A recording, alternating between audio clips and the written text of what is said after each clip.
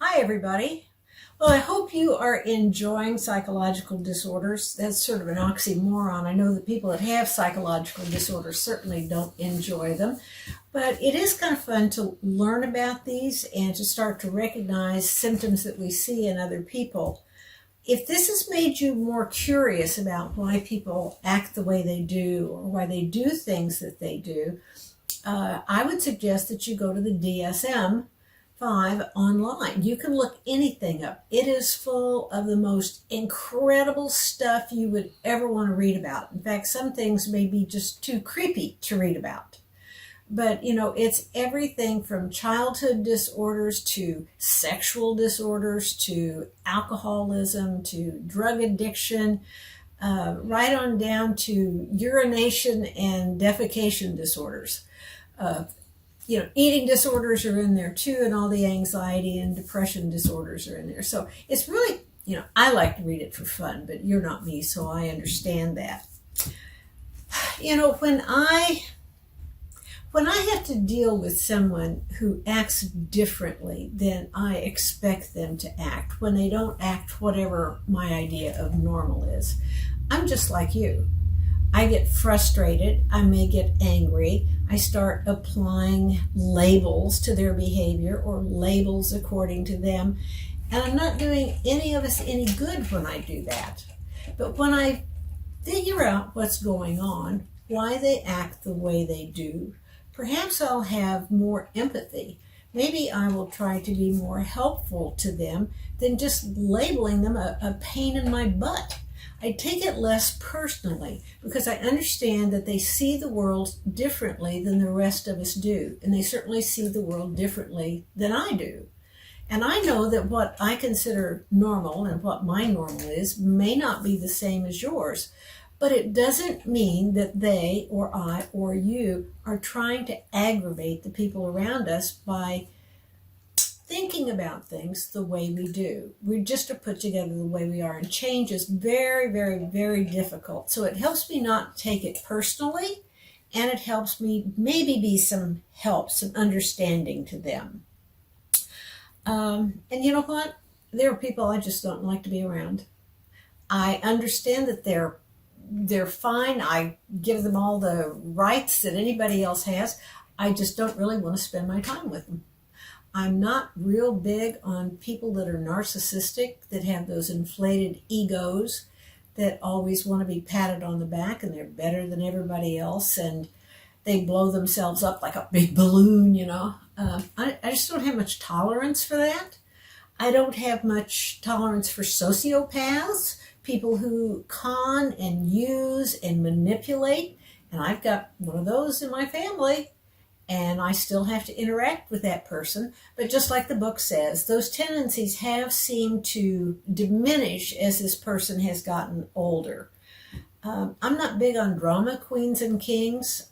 When Mr. Packett and I started going together and we talked about who we were and what we liked, one of the things I said was, no drama, please. There's enough drama in life that you have to have without trying to create it. So, life is just too short for that kind of stuff. But, investigate things, look at them. Just don't label the people around you. That is not fair. You've had one class in psychology. Any one of the chapters we have touched on could be a whole field of study for a postgraduate degree. So, believe me, we have only barely scratch the surface of what psychological disorders can do to people and how dysfunctional it is for them in their life. So this is the last chapter of the semester. This is the last lecture of the semester. And this is the last time I'll be making a video for you. So I hope you enjoy the tail end of this. Be sure and text me if you have any questions over anything, and I'll be happy to get back to you. I have missed you guys the second half of the semester, and come by and see me anytime, okay? All right, bye for now. Well, here we are at a disorder that most people are really curious about It's called dissociative identity disorder, and it's the same thing that we in slang call multiple personality. If you look at our definition here, you'll see an extensive memory disruption. Okay, memory disruption, and the presence of two or more distinct identities or personalities that the person does not remember that the other one lives, quote unquote, in them. When we talk about these situations, we call these other personality alters or alter egos, and they have been reported to be different ages and genders and health. But be aware of this. People cannot change whether or not they need glasses. People cannot change whether or not they are diabetic. People cannot change whether or not they need a hearing aid. What you physically are is what you physically are. You can't change those things any more than you can change your eyeballs. But reports come up with these claims that make it sound as though there really are two separate people living inside this person. What we have, and let's look at the terminology here, and then I'll give you some examples, is a person's personality not being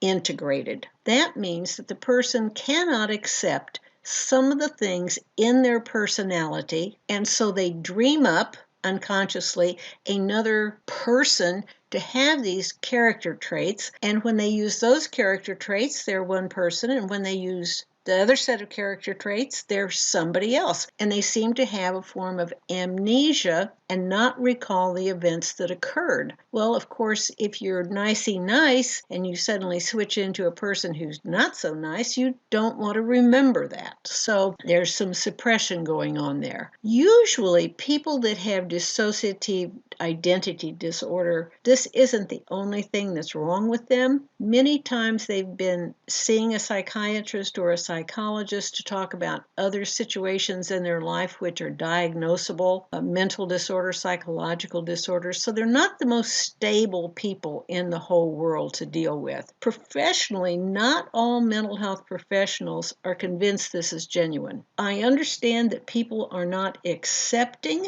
of all of the things that they are, especially if they're delusional and the thoughts are unpleasant or nasty or dirty or disgusting to them. But we really didn't see this disorder come about and be talked about in books written on it until we started getting the movies. And I think the first one might have been The Three Faces of Eve. So Eve is this person that has three different personalities. If you think back to memory, you know that our memories and our mind is like a sponge. It will soak up anything, that any seed that can be planted there. A good therapist or a bad therapist can implant ideas and you will think that things really happen to you. So these people are very suggestible many times because they aren't stable emotionally. But some mental health professionals do believe that this is a real disorder. And I'm sure if I had a client that was thinking that they had multiple personalities and I thought I could get a book deal, I might be a therapist that promoted this view, because certainly they are things that people want to read about in case studies. But if you do believe that these things exist, that multiple personalities do exist, then you have to look for the cause. That's the scientific investigative way. So once again, they fall back on childhood problems of physical abuse, of mental abuse. That's always what we fall back on. I get so frustrated with that. And again, if we're looking at childhood memories, our childhood memories are all scrambled up to begin with. They are not particularly worth paying a whole lot of attention to much of the time. So let's take a look at what this fragmented self might be, this non-integrated self. Usually I do this on the board and I would ask you to label different characteristics of yourself, but I've done some here for you. Now, if you remember when we looked at personality, we said that these were relatively stable characteristics that people have, but sometimes there are exceptions. Like most of the time, I'm a nice, friendly, helpful person, but sometimes I just go Cabela, if you remember what I told you about that. Let's just look at this situation. Let's look at my person here, Megan Smith.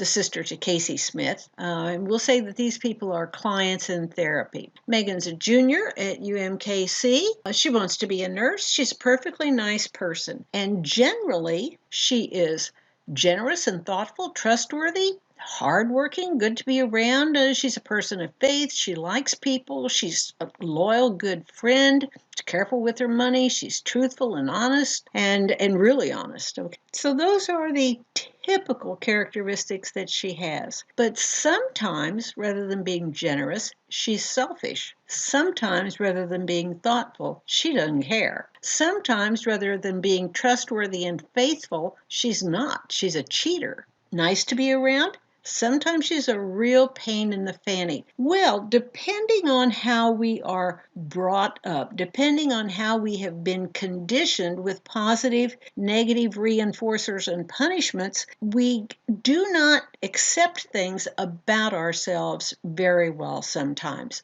I don't like that I can just fly off the handle if pushed to the end and just turn into a monster. I don't like that. I don't do it very often, but it's something I certainly don't like about myself. I think we all have this, a little of this and a little of that in our personality.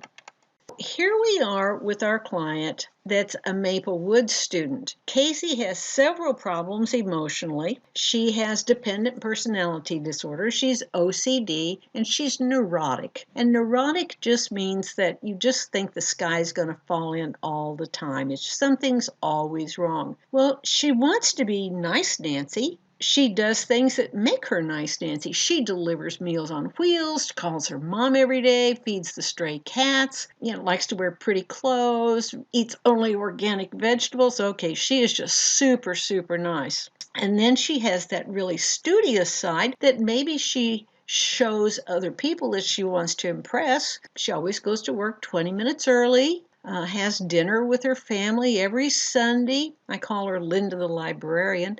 She wears sort of those invisible baggy brown clothes. She does grow her own vegetables. She's not sexy. She doesn't want to be sexy. She doesn't want to have sex, perhaps, because, that's just what men want, and it's dirty. And she doesn't go to parties, because they're full of alcohol and drugs. But then there's another side to her personality. There's the nice Nancy to her friends. There's a super conservative Linda the librarian to her parents and maybe people at her place of worship. But our little Casey Smith here has a real slutty Sally side. She doesn't like this very well about herself. Remember, she doesn't want to go to parties because there's drinking and drugs. She doesn't want to go out with men because all they want is sex. But she's got these drives inside of her. She wants to wear those hot, sexy shoes. She likes to go out to the bar and have dinner there and maybe pick up a guy. She doesn't want a whole lot of responsibility in her life. She wants to just go with the flow. She wears her shirts down to there and her skirts up to here. And hey, wine's a good thing. It's made from organic grapes, right? Whoopee! I'll have another. Well, that doesn't go with Linda the librarian that she presents to her parents, and it doesn't go with nice Nancy that she is to her friends. So what does she do with these characteristics? And how can one person have so many facets to their personality? Typically, we do. There are those things we think about that we don't do, those things that we think about that we don't tell. We have very many different facets to our personality, but these people can't handle it as all being one person. They cannot accept who they are, so they fragment themselves into different people that are purely one set of characteristics or the other. Now, when we think about these extremes, remember they're disruptions of awareness and memory and the loss of the ability to function. These dissociative experiences, these breaks with reality, we said were normal and that you and I have them all the time. But the job of a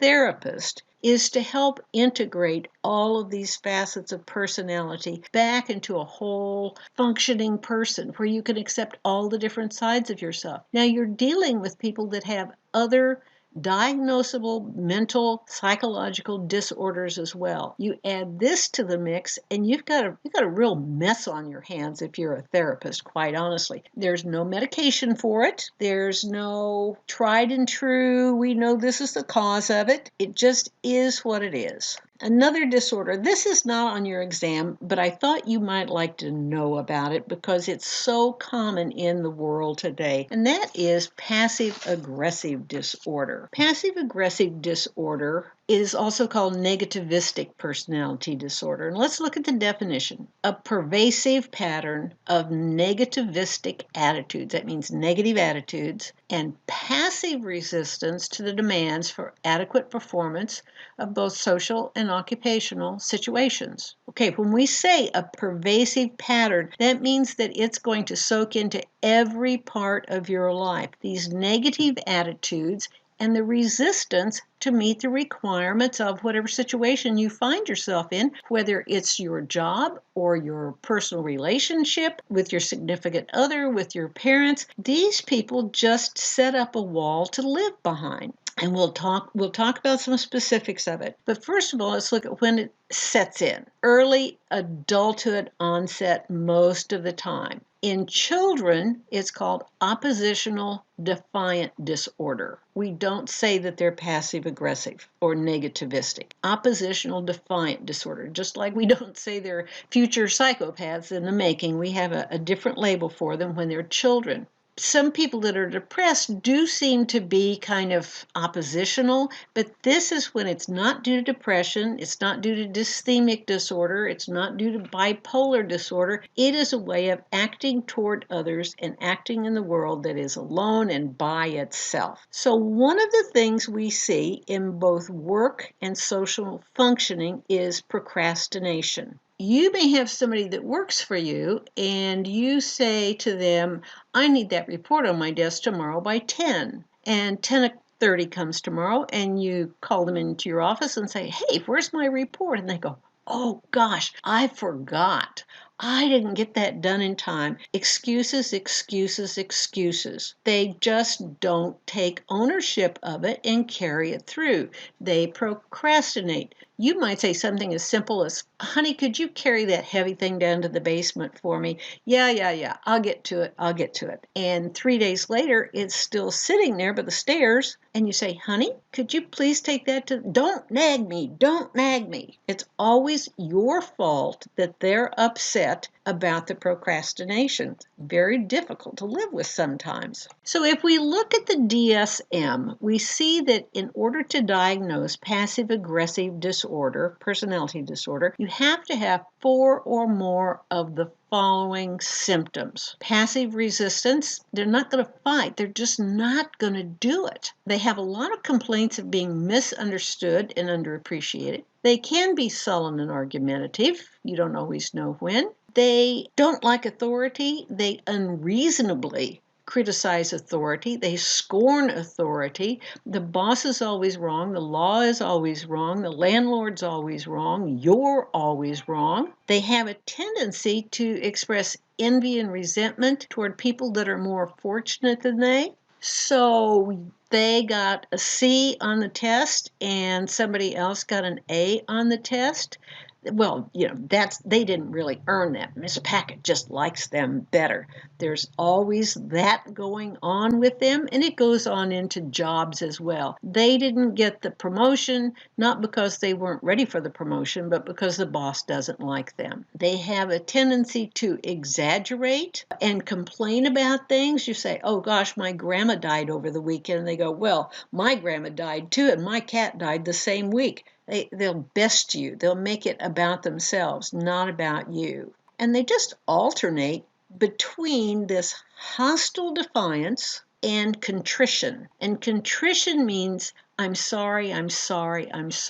They so great at apologizing and saying, I promise I'll never do that again. That'll never happen again. And of course it does happen again because that's a personality disorder. It's in them and it's not going to be repaired easily, if at all. So you may have to deal with these people in your life, but even worse is dealing with people that are schizophrenic. I think schizophrenia is the most debilitating, the most upsetting, the most tragic of the mental disorders.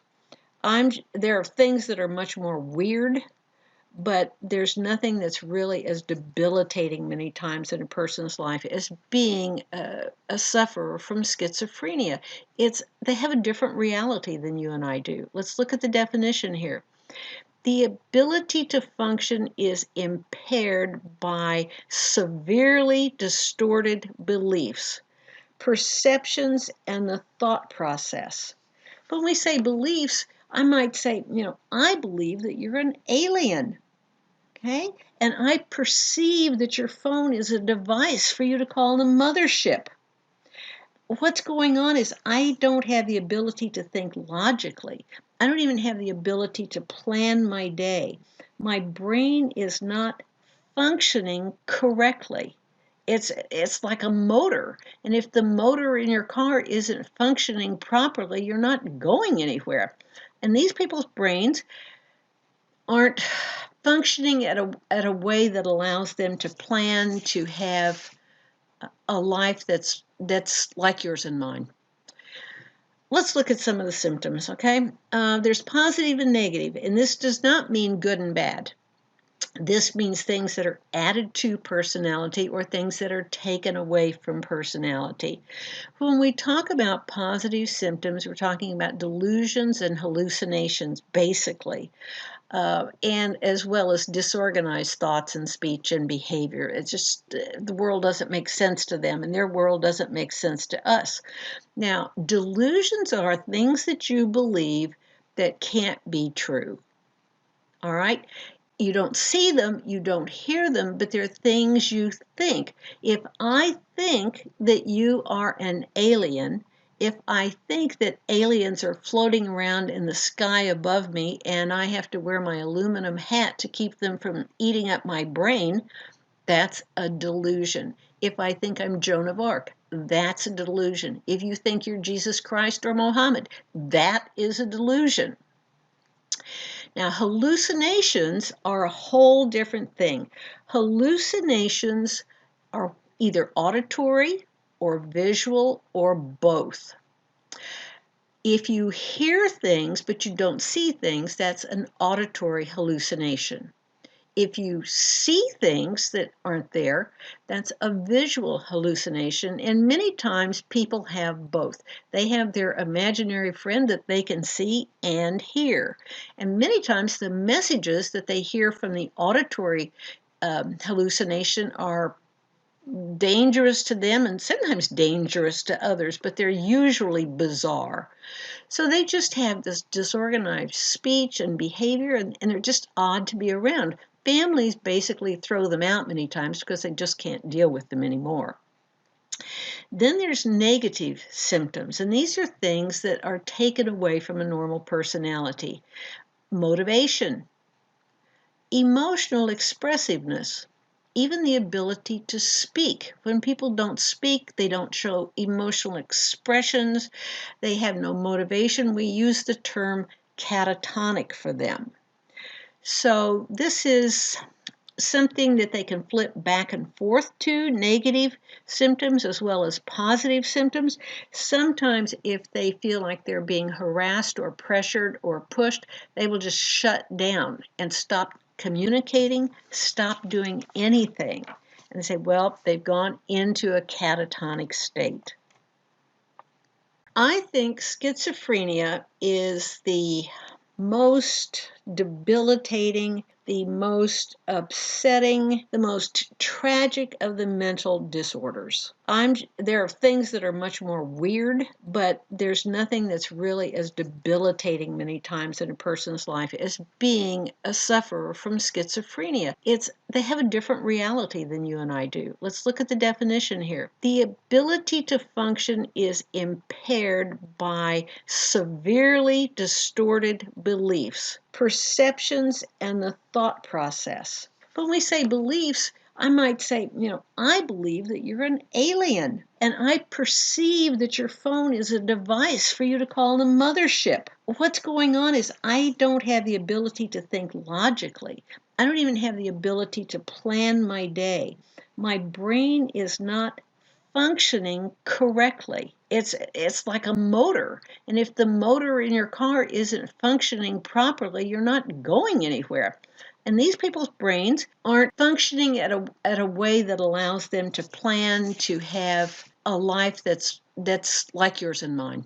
Let's look at some of the symptoms. There's positive and negative, and this does not mean good and bad. This means things that are added to personality or things that are taken away from personality. When we talk about positive symptoms, we're talking about delusions and hallucinations, basically, and as well as disorganized thoughts and speech and behavior. It's just the world doesn't make sense to them, and their world doesn't make sense to us. Now, delusions are things that you believe that can't be true. You don't see them, you don't hear them, but they're things you think. If I think that you are an alien, if I think that aliens are floating around in the sky above me and I have to wear my aluminum hat to keep them from eating up my brain, that's a delusion. If I think I'm Joan of Arc, that's a delusion. If you think you're Jesus Christ or Mohammed, that is a delusion. Now, hallucinations are a whole different thing. Hallucinations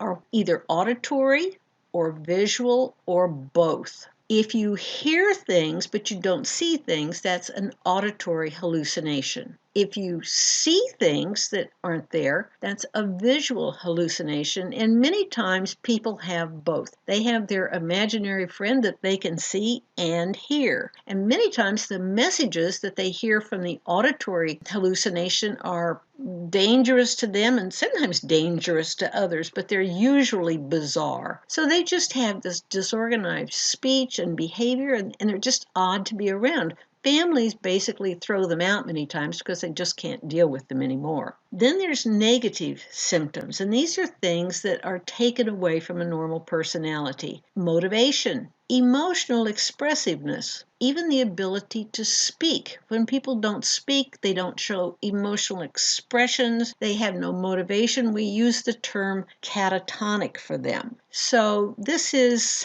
something that they can flip back and forth to, negative symptoms as well as positive symptoms. Sometimes if they feel like they're being harassed or pressured or pushed, they will just shut down and stop communicating, stop doing anything.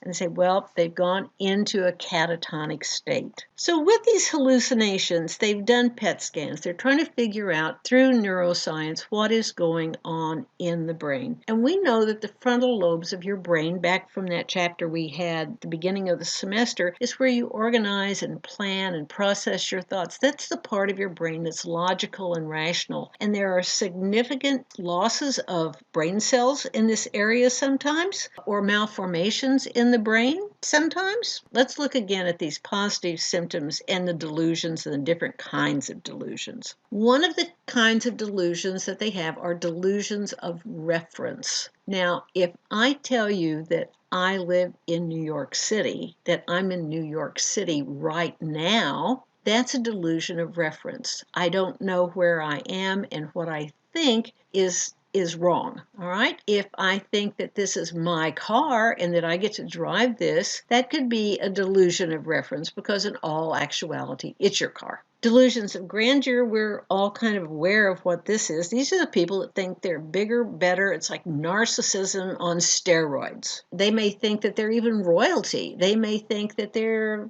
the president. They may think a whole lot of things. It's a mental thing that they think is that they're bigger than themselves, grander than themselves. And then delusions of persecution are interesting. These people think that everybody is out to get them, everybody wants to harm them, everybody's going to con them, everybody has a different set of motivations than what they want the world to see. So those are delusions of persecution. Then there are delusions of being controlled, and they try not to be controlled. And this is when we get into the aluminum foil world.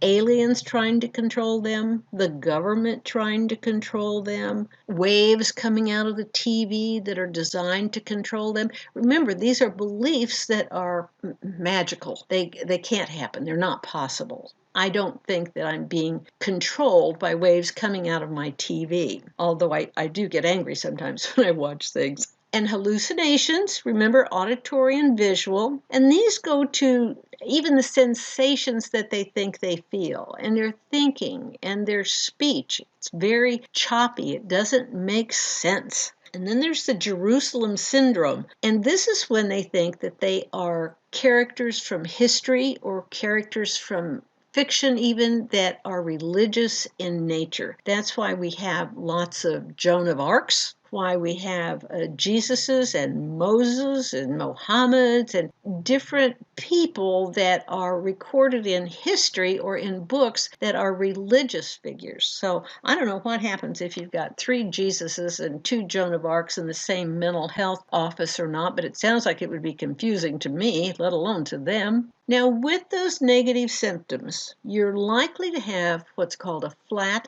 affect. And remember, affect means emotion. So with a flat affect, you don't have emotions that are either up or down. They're just flat. Nothing's funny, nothing's sad. You just respond to everything just the same way. The term alogia has to do with a reduction in speech. Usually if you talk to someone who has schizophrenia, their speech many times is garbled, that there's words thrown in that don't make sense to you and me. It's called word salad. But with alogia, they just stop talking. They don't show highs and lows. They don't talk. They're just kind of numb to the world. And then there's a term called abolition, and this is a fancy term for the ability to get motivated or even to complete simple goals or goal-directed behaviors. We don't think about it, but taking your medicine every day, that's something you do, and you have a goal in mind that if you take your medicine, you won't have your hallucinations anymore. There's a goal in taking a shower every morning so that you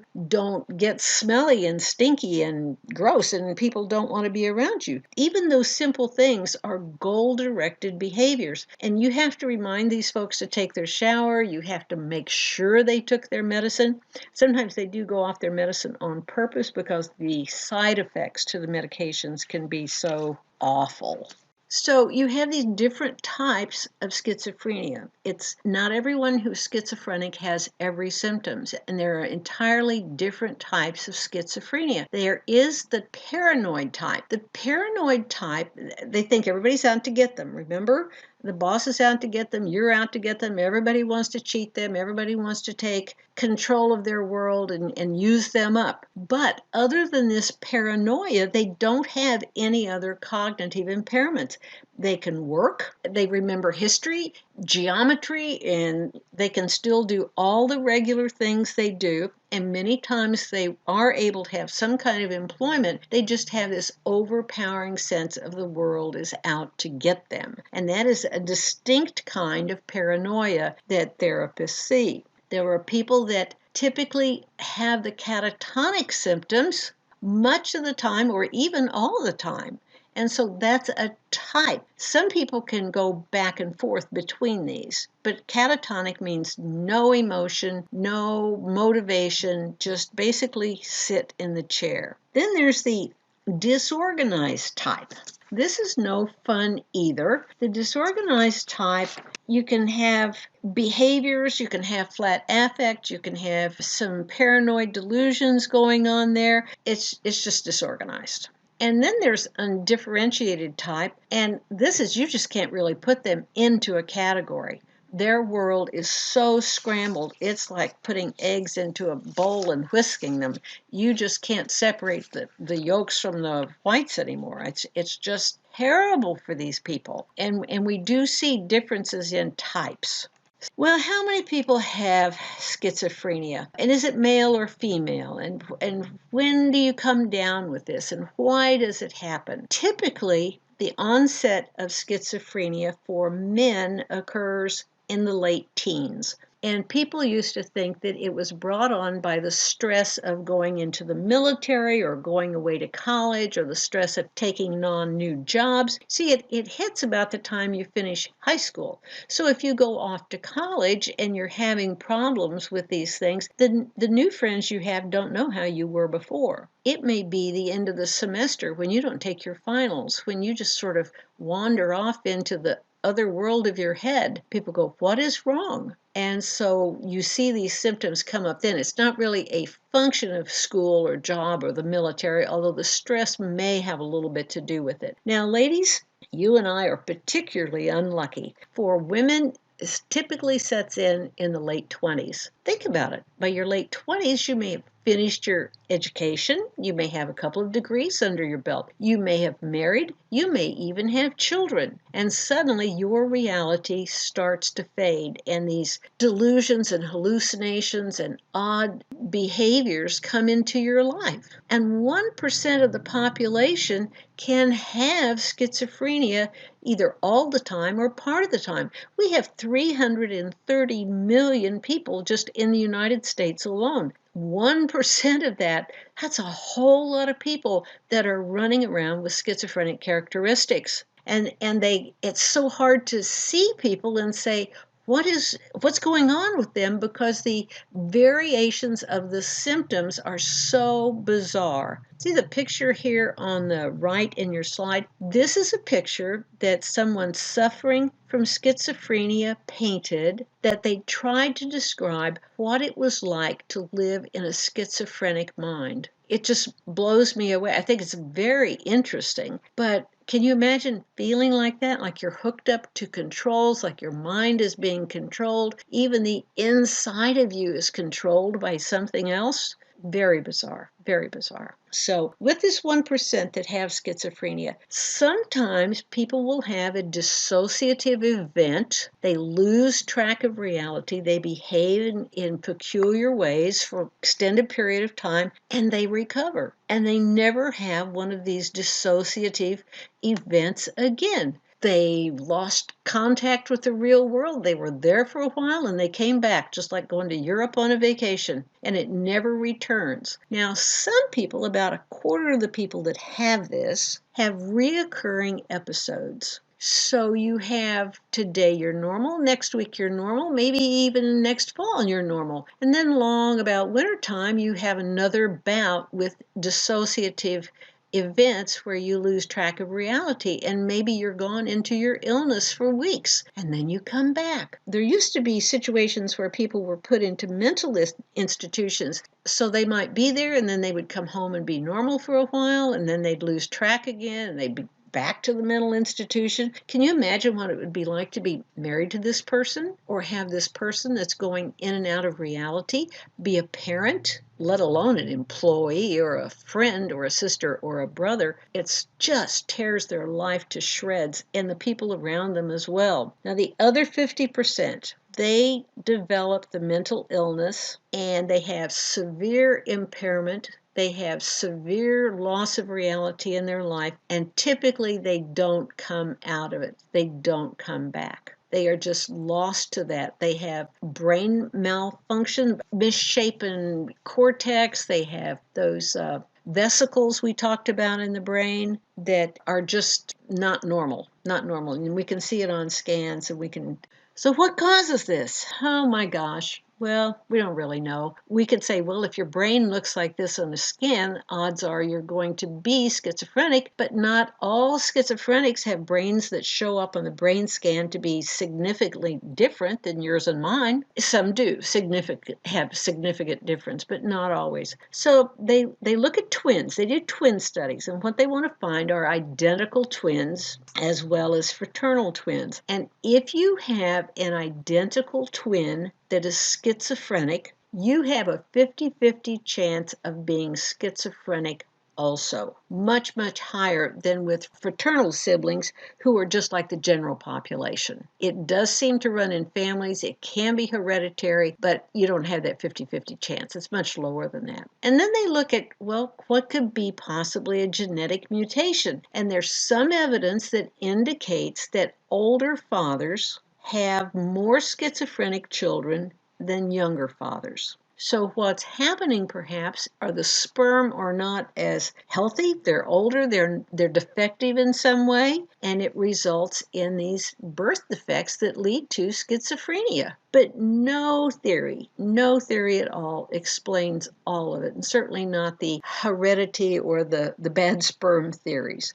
Some people think, well, it could be environmental. And viral infections in the first trimester are one of the things that they know can cause birth defects. And we looked at that. We looked at the fact that that first trimester, you've got to be very, very careful of chemicals and radiation and medications and all of these kinds of things. Think about it. I would not want to have COVID-19 and get pregnant at the same time. It would scare me to death because I understand that viral infections during that first trimester of pregnancy increases the rate of birth defect and apparently increases the rate of schizophrenia, which doesn't show up until later in the child you may have. A weird thing is this children born in the winter and spring months have a higher incidence of schizophrenia than those born in the fall and the summer.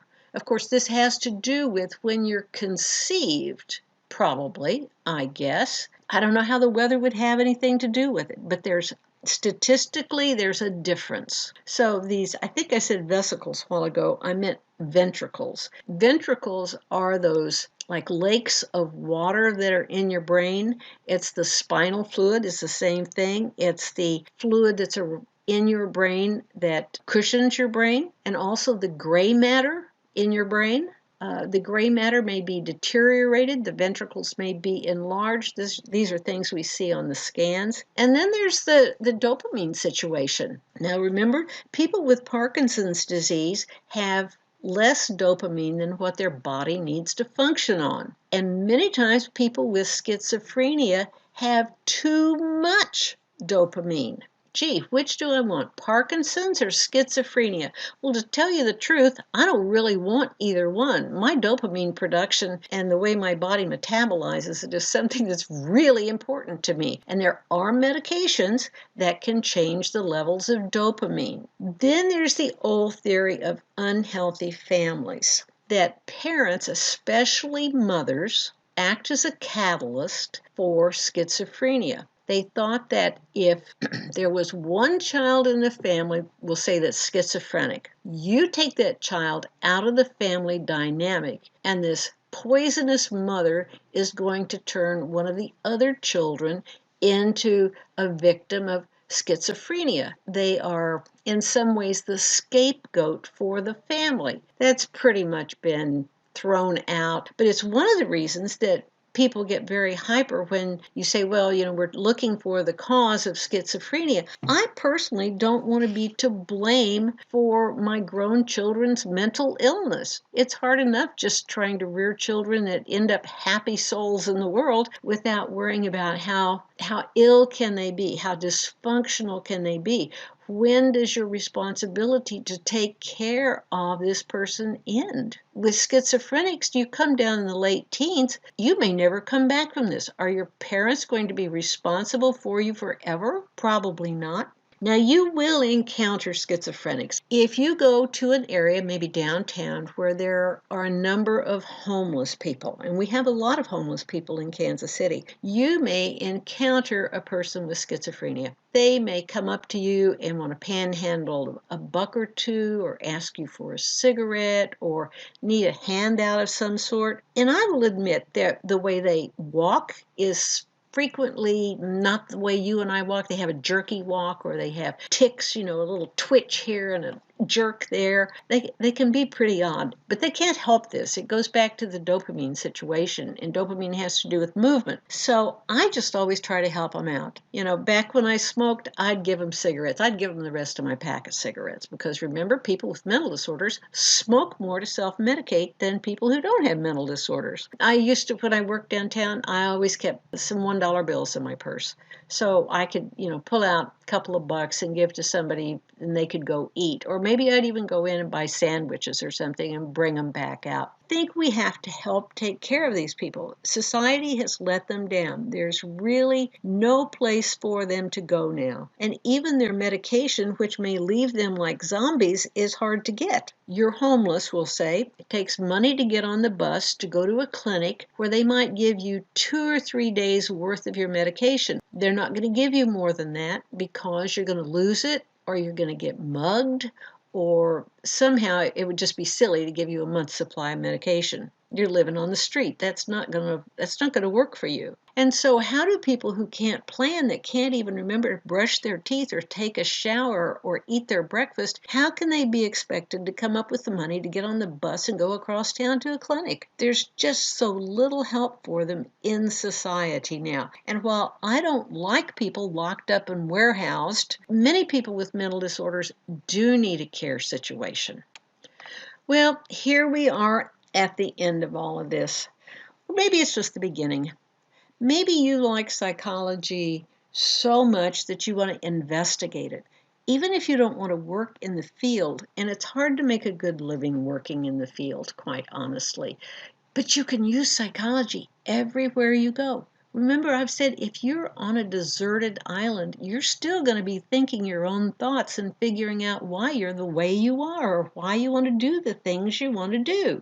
So this may be the beginning of an investigation that you have. That DSM, that Diagnostic and Statistical Manual of the American Psychiatric Association, that's available online.